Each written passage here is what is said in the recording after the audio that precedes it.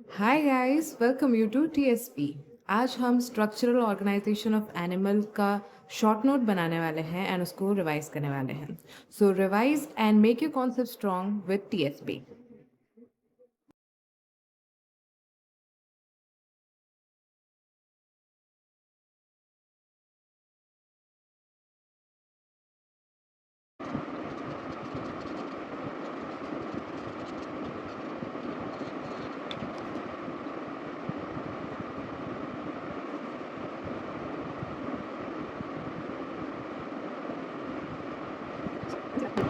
थोड़ा थोड़ा नोट्स बनाएंगे, शॉर्ट नोट्स, उसके साथ हम रिवाइज भी करेंगे। ठीक है, पहले हम देखेंगे क्या होते हैं प्रॉपर्टीज़ ऑफ एनिमल्स। हम जबकि पढ़ने वाले हैं for animals, we need to know about what are the properties of animal.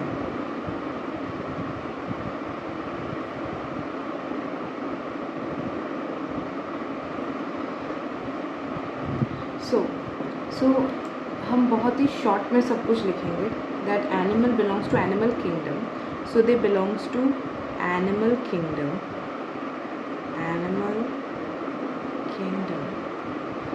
and they are metazoans.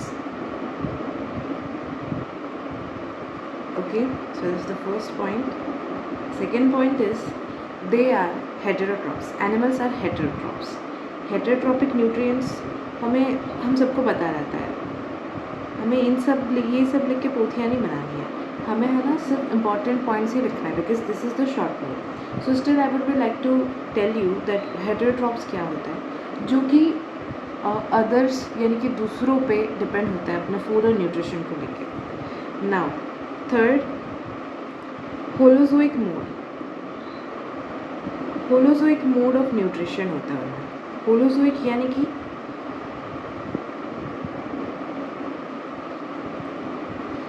वो कंप्लीट फूड को पहले इंजेस्ट करते हैं देन डाइजेस्ट करते हैं, तो वो पूरा फूड को लेते हैं। That is known as holozoic mode of nutrition. They are eukaryote, animals are eukaryote, no doubt. And वो बाकी बेसिक जो है लाइफ प्रोसेसेस फॉलो करते हैं, like growth, reproduction, locomotion and movement. So we don't need to write all of those thing. So हमें पता है organisms जो है सिर्फ दो प्रकार के होते हैं on the basis of the number of cells. वो होता है एक यूनिसेल्युलर एंड होता है मल्टीसेल्युलर। सो यहाँ पे हम ये नहीं लिखेंगे कि इन दोनों का मतलब क्या है बिकॉज हमें सब पता है, बचपन से पढ़ते आ रहे हैं, बट यहाँ पे कुछ हम एग्जाम्पल ज़रूर लिखेंगे। इसमें एग्जाम्पल है लाइक अमीबा, ये भी हम बचपन से ही पढ़ते आ रहे हैं। एंड इसमें एक एग्जाम्पल है हाइड्रा, जो आपको याद करना है बिकॉज कई बार होता है हमें पता नहीं होता कि हाइड्रा मल्टीसेलुलर है या यूनिसेलुलर। एंड इसके लिए एनसीईआरटी में लिखा है कि इसमें थाउजेंड्स ऑफ सेल पाए जाते हैं एंड ह्यूमंस में बिलियंस ऑफ सेल पाए जाता है। ये आपको थोड़ा ध्यान लगाना है, ठीक है। ये असर्शन रीजनिंग में पूछ देगा तो हम गड़बड़ा जाएंगे, ठीक है। ऑफकोर्स अभी हम आगे पढ़ेंगे अबाउट स्ट्रक्चरल ऑर्गेनाइजेशन, कैसे ऑर्गेनाइज हुआ है।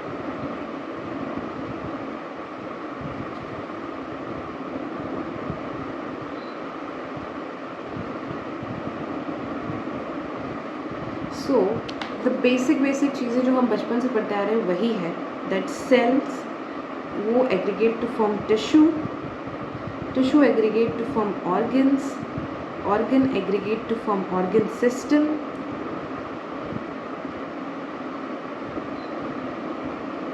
And organ system aggregate to form organism, ठीक है। अभी इसके बारे में हम डिटेल में नहीं जाएंगे as we are making the short note, but still मैं आपको एक्सप्लेन कर देती हूँ। टिश्यू एक स्पेसिफिक पैटर्न एंड एक स्पेसिफिक प्रपोर्शन में या फिर यू कैन से परसेंटेज में कंबाइन होके एक ऑर्गन बनाता है। एंड एक organ system different types of organs उनके फिजिकल और केमिकल कोऑर्डिनेशन से बनता है, ठीक है। ऑर्गन सिस्टम के एग्जाम्पल जैसे कि डाइजेस्टिव सिस्टम, ओके। और वो परफॉर्म सारे ऑर्गेनिज्म जो पूरा ऑर्गन्स जो ऑर्गेनिज्म को पूरी तरीके से बनाता है, वो उन सारे ऑर्गन्स का एक ऑर्गन सिस्टम में एक कॉमन फंक्शन भी होता है, ठीक है। अभी हम पढ़ेंगे टिश्यू के बारे में।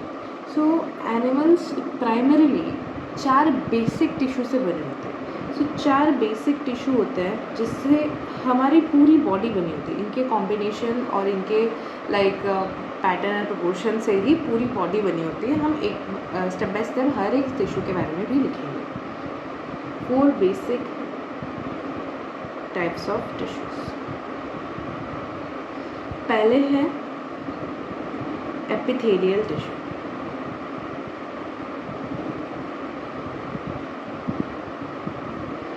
Second connective tissue.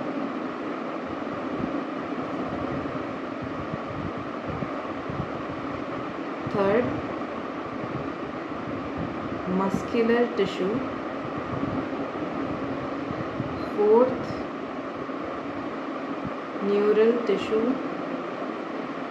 सो यहाँ पे एक हम इसका शॉर्टकट लिख देंगे जैसे कि ET, CT, MT, जिसको हम फ्यूचर में यूज़ करेंगे ताकि हमें ज़्यादा लिखना ना पड़े। ऐसे ही बनते हैं शॉर्ट नोट्स। ओके, अभी हम पढ़ेंगे अबाउट टिश्यू। टिश्यू क्या होता है? ओके, तो टिश्यू होता है group of similar sales having common origin. इनका एक कॉमन ओरिजिन होता है।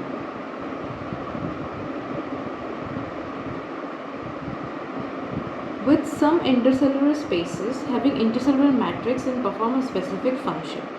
ये लोग सब एक स्पेसिफिक फंक्शन परफॉर्म करते हैं। दैट्स वाई वो एक सेल के एग्रीगेशन को टिश्यू बोला जाता है। इसमें हमें एक चीज़ जानना पड़ेगा, गैस्ट्रोला करके एक स्टेज है जिसमें 3 जर्म लेयर पाए जाते हैं। 3 जर्म लेयर जिससे हमारी पूरी बॉडी बनी हुई है। क्या है? Ectoderm, mesoderm and endoderm. ठीक है। सो इन टिश्यू एग्रीगेशन में क्या क्या मौजूद होता है? Cell plus intercellular spaces या फिर सब्सटेंसेस या मैट्रिक्स। तो ये इंटरसेल्यूलर मैट्रिक्स किस चीज़ से बनी होती है? Mucopolysaccharide plus glycoprotein.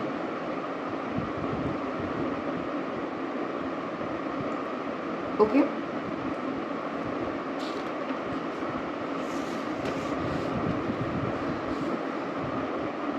तो हमको जैसे पता है पहले से ही 4 बेसिक टिश्यू से ही हमारी पूरी ऑर्गेनिज्म का हर एक प्रकार का जो है सेल बनी हुई है। So we need to know कि इनके बेसिक फंक्शंस क्या है। फॉर एग्जांपल ET, जैसे कि हम पहले लिख चुके हैं, एपिथेलियल टिश्यू, इनका बेसिक फंक्शन है covering, lining and protecting. Covering lining simple वाले करते हैं एंड प्रोटेक्टिंग जनरली प्रोटेक्टिंग वाला काम होता है इनका कंपाउंड का, बट हम आगे इसको विस्तार से पढ़ेंगे। कनेक्टिव टिश्यू का प्राइमरी होता है सपोर्ट एंड लिंकेज।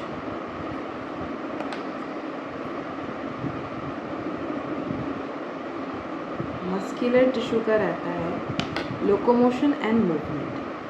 इसका तो एक डेडिकेटेड चैप्टर है, locomotion and movement. And last but not the least, the neural tissue का है कंट्रोल एंड कोऑर्डिनेशन। इसका भी एक डेडिकेटेड चैप्टर है जहाँ पे इसके बारे में अच्छे से पढ़ेंगे। दैट्स वाई इस वाले चैप्टर में इसके बारे में ज़्यादा कुछ दिया नहीं गया है। सो हम उतना ही पढ़ेंगे जितना दिया गया है, उतना ही नोट्स बनाएंगे। बहुत प्रिसाइज रहेगा। ऐसा शॉर्ट नोट होगा कि एग्ज़ाम से पहले पढ़ के जाओ, आपको सब कुछ रिवाइज हो जाएगा एक साथ। कुछ छोड़ेंगे नहीं पर ज़्यादा कुछ लिखेंगे भी नहीं। ठीक है, अभी हम करने वाले हैं अबाउट एपिथेलियल टिश्यू। ठीक है,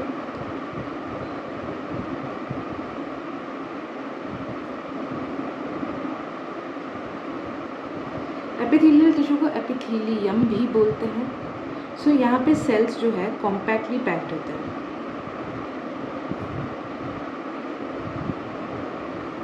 इधर बहुत ही कम यानी कि लिटिल इंटरसेल्यूलर स्पेसेस होते हैं।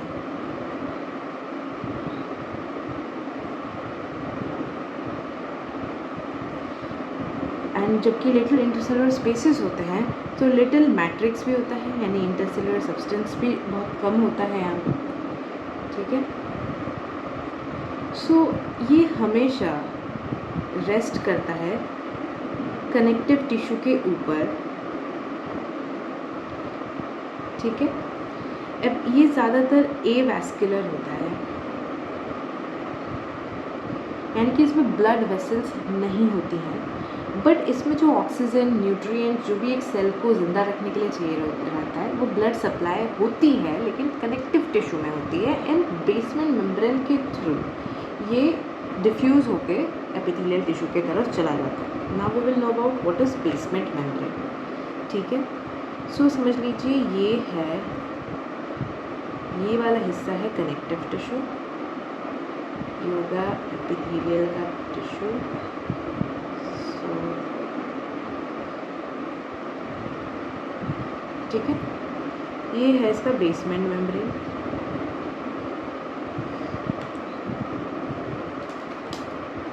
ठीक है। एंड ये जो रेड कलर पेन से मैं बना रही हूँ ये उसका कनेक्टिव टिश्यू हो गया, यहाँ पे ब्लड वेसल्स का संचार है, ठीक है। So let's label this is epithelial tissue, this is basement layer या बेसमेंट मेम्ब्रेन, ठीक है, and this is connective tissue, ठीक है। नाउ अभी हम पढ़ेंगे अबाउट बेसमेंट मेम्ब्रेन क्या होता है।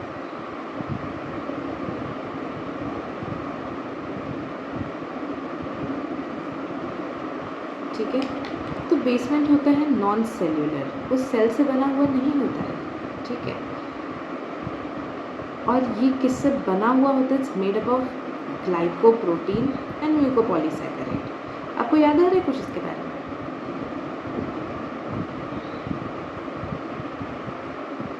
ये वही चीज़ें हैं जो एक सेल सिक्रीट करती है to make the intercellular matrix, जो हमने यहाँ पे भी लिखा है।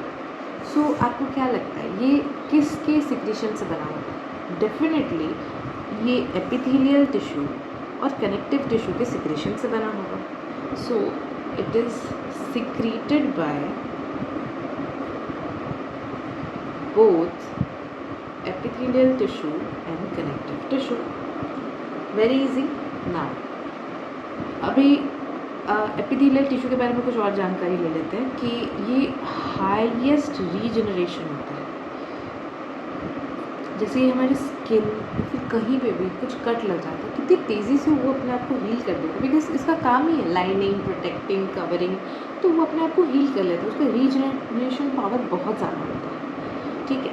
इसके फ्री सरफेस होते हैं, तो इसके फ्री सरफेस दो जगह फेस कर सकते हैं, ईदर एक्सटर्नल एनवायरनमेंट और टुवर्ड्स द बॉडी फ्लूइड। सो ये वाला हिस्सा जो है ये इसका फ्री सरफेस है, ठीक है। अगर ये बाहर की ओर लाइनिंग में प्रेजेंट है, सॉरी आई मीन कवरिंग में प्रेजेंट है, तो इसका होगा एक्सटर्नल एनवायरनमेंट की तरफ। पर अगर ये लाइनिंग में प्रेजेंट है, कहीं किधर इंटरनल बॉडी ऑर्गन के लाइनिंग में प्रेजेंट है, तो वो होगा बॉडी फ्लूइड की तरफ, ठीक है। तो फ्री सरफेस की बात हो रही है तो हमें समझना पड़ेगा फ्री सरफेस में कुछ मॉडिफिकेशंस होती है जो आगे चल के हमें बहुत ज़्यादा काम आएगा। फ्री सरफेस मॉडिफिकेशन बोलते हैं sir. So what is free surface modification? तो there are two types of free surface modification. एक में होता है जिसमें माइक्रोविलाई का अपीयरेंस होता है एंड एक होता है सिलिया। सो इसमें डिफरेंस क्या है? माइक्रोविलाई जो होता है फिंगर लाइक प्रोजेक्शन होता है, finger, I am so sorry मैंने गलत लिख दिया, फिंगर लाइक प्रोजेक्शन होता है, और ये जो है सेल मेम्ब्रेन का ही होता है, यानी कि ये सेल मेम्ब्रेन का एक्सटेंशन होता है, एक्सटेंशन ऑफ सेल मेम्ब्रेन। ये चीज़ याद रखिए, ये ध्यान रखिए। लेकिन ये एक एडिशनल हेयर लाइक स्ट्रक्चर है, एडिशनल हेयर लाइक, ठीक है। यहाँ पे क्या होता है, वो सिक्रीशन एंड एब्जॉर्प्शन में हेल्प करता है। Secretion and absorption as surface area इसने बढ़ा दी, इंक्रीज, पर यहाँ पे मूवमेंट कराता है किसका, ईदर फ्लूइड का और सेल का, या फिर ईदर वो अपने आप को मूवमेंट कराता है या फिर फ्लूइड का मूवमेंट कराता है।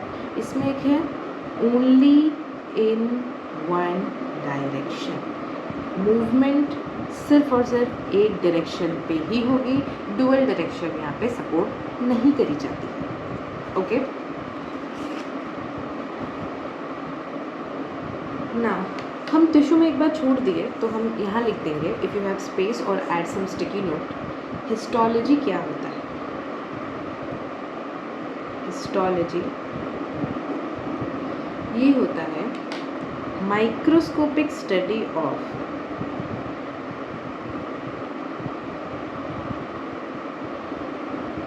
Tissue.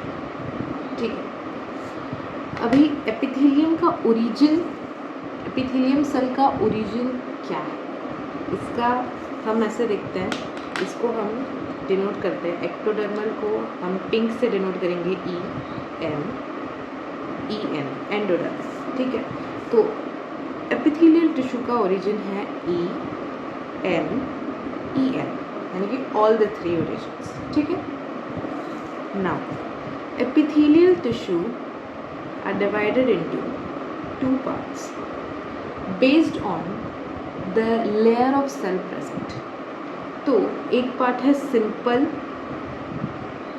epithelium, the name suggests, and compound epithelium.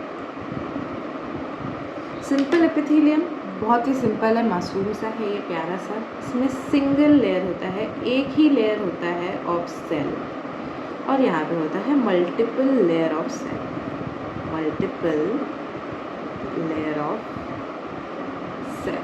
ठीक है, तो इनका रोल क्या होता है जनरली, इनका रोल होता है secretion, absorption, filtration, diffusion etcetera. पर इनका रोल, मेन रोल जो होता है वो होता है प्रोटेक्शन।